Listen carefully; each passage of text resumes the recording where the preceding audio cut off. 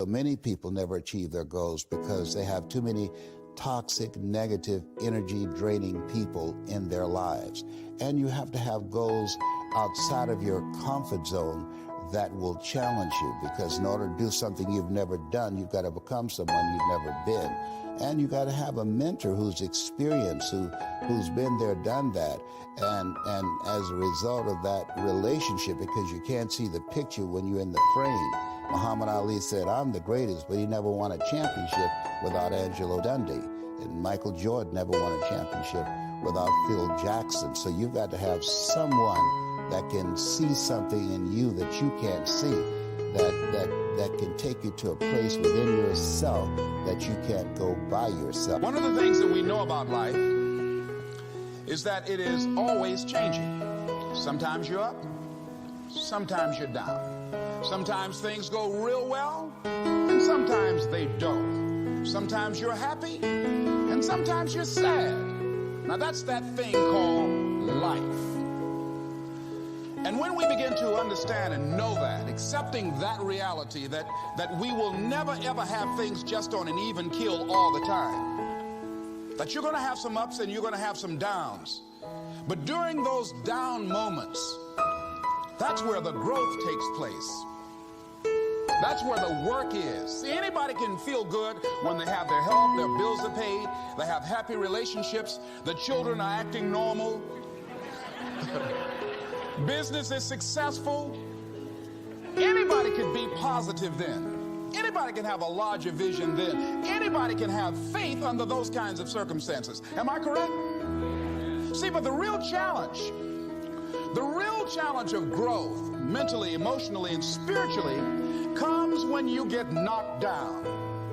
Somebody said that adversity introduces a man to himself or a woman. How you handle it, that's where the growth takes place. Why is it that people are frightened by commitment? Because when you say the word commitment, that intimidates a lot of people. Why? Because it means you have to deliver. See, most people, you ask them, "Hey, look here, I'd like for you to do this." They'll say, "I'll try." I'll try means that is my escape clause. When I don't come through, it's really a polite no. I don't have the courage to tell you no, so I'll tell you I'll try. "Hey, look here, I need you to come to this meeting." "I'll try." I say, "What do you mean? You're going to lean toward the meeting?" Try and sit down. You either do or you don't. Try and take this pencil out of my hand. You either do or you don't. There's no such thing as try. So most people like to use that language. They don't want to commit themselves because commitment means, among many things, no excuse is acceptable.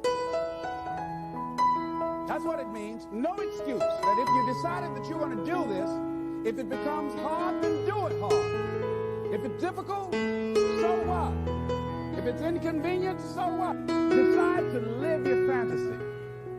See, in life, you can go through life, you can come up with reasons or you can come up with results.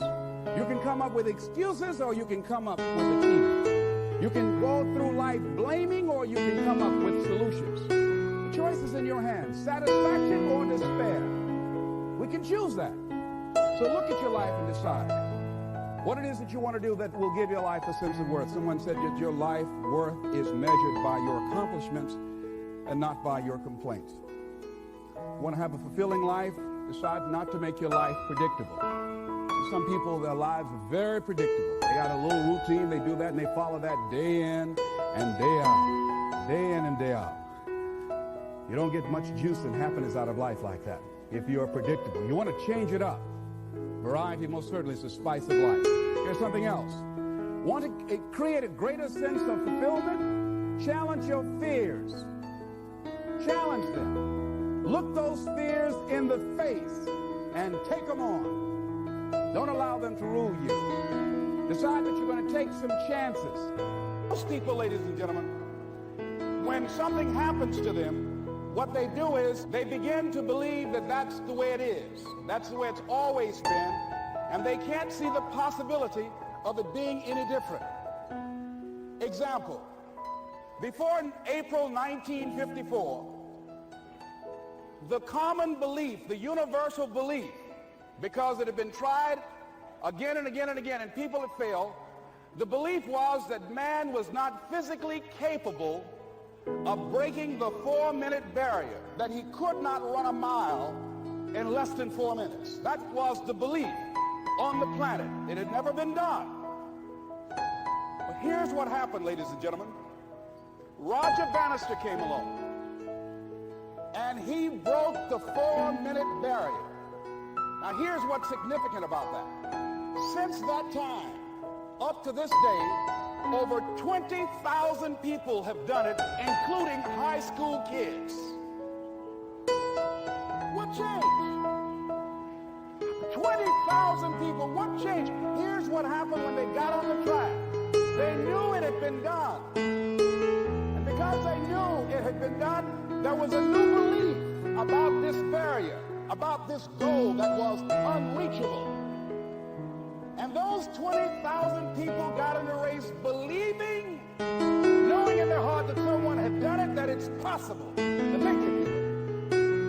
And I'm saying that if you know anybody that had some goal, some dream, something they wanted to do, and they did it, then I'm saying that you know in your heart that if someone has done it, then you can do it. It's possible.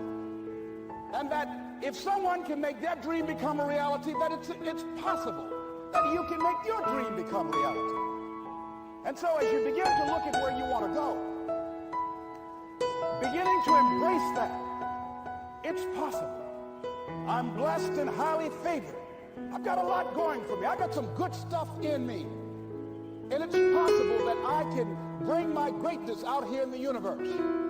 That I can do what I want to do. It's possible I can write my own book. I can have my own business. I can take the trip and travel around the world. It's possible. I can bounce back from adversity and reinvent my life. It's possible. Regardless of where I am, that things can get better for me. The greatest value in life is not what you get. The greatest value in life is what you become. The major question to ask on the job is not, what am I getting here? The major question to ask is, what am I becoming here? It's not what you get that makes you valuable. It's what you become that makes you valuable. Set the kind of goals that will make something of you to achieve them. So there you have the two components of positive self-direction. Number one, self-knowledge. Knowing who you are and what you want to do with your life. And number two, self-preparation. Getting ready for the opportunities before they come your way. You need both aspects for positive self-direction. Figuring out who you are and what you want. And being prepared for the day you reach your goal. Being ready. Being worthy. Becoming the person you need to be in pursuit of what you want. What good is an opportunity if you're not prepared to take advantage of it?